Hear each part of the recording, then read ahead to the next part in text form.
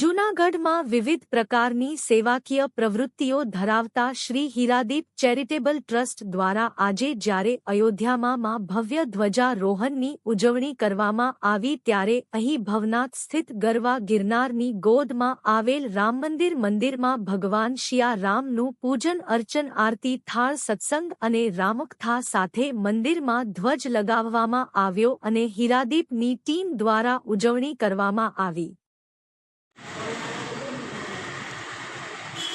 आज 22મી જાન્યુઆરીના રોજ અયોધ્યાની અંદર રામજી મંદિરની પ્રાણ પ્રતિષ્ઠા થયેલી તેના અનુસંધાને આજે વસંત પંચમીના દિવસે ધ્વજારોપણ અયોધ્યામાં થયેલી તેને અનુસંધાન ઉપર ભવનાથ તળેટીમાં સુદામા કુટીર આવેલી છે, રામજી મંદિર છે।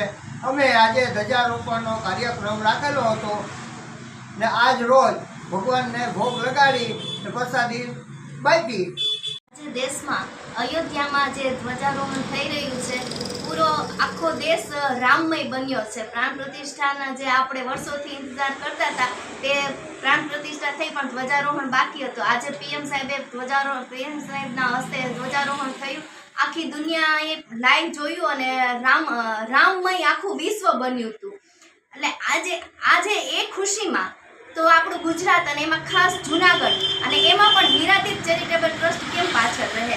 જ્યારે પ્રાણ પ્રતિષ્ઠા હતી ત્યારે પ્રાણ પ્રતિષ્ઠાના અગાઉ 40 દિવસ પહેલાથી અહીંયા ભવનાથ સ્થિત સુદામા કુટીર ત્યાં રામ મંદિર છે, ત્યાંથી આપણે સત્સંગ ચાલુ કર્યો તો કન્ટિન્યુ આખા દિવસના 5-5, 6-6 દિવસ સતત 40 પ્રાણ પ્રતિષ્ઠા સુધી 40 દિવસ સુધી આપણે સત્સંગનું આયોજન કરેલ, રામકથાનું આયોજન કરેલ।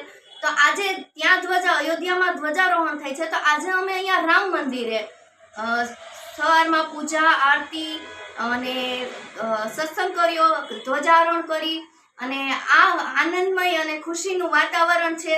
તો આ લાવો અમે હીરાદીપ ચેરિટેબલ ટ્રસ્ટની ટીમે લીધો છે અને રાત્રે પૂજારી વિનુભાઈ દ્વારા રામકથા પણ સંભળાવવામાં આવશે। એટલે આ અવસર અમે કેમ ગુમાવીએ, આ આનંદનો અવસર છે, તો અમે પણ અહીંયા આ ઉત્સવ મનાવ્યો છે। જય શ્રી રામ।